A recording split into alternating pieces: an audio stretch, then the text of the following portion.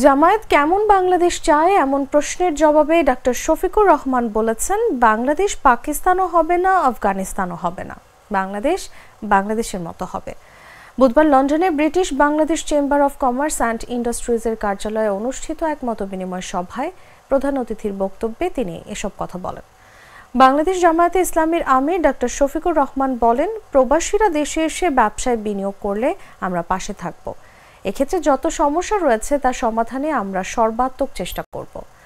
জামায়াত আমির আরও বলেন, বাংলাদেশে নারীদের বাদ দিয়ে কিছু হবে না। নারীরা আত্মমর্যাদার সঙ্গে পূর্ণ নিরাপত্তা নিয়ে কাজ করবে। একজন পুরুষ 8 ঘন্টা কাজ করলে নারীদের জন্য 6 ঘন্টা কাজ করার সুযোগ দেওয়া উচিত, যাতে কাজের পাশাপাশি তারা তাদের পরিবার গঠন ও সন্তানের যত্ন নিতে পারে।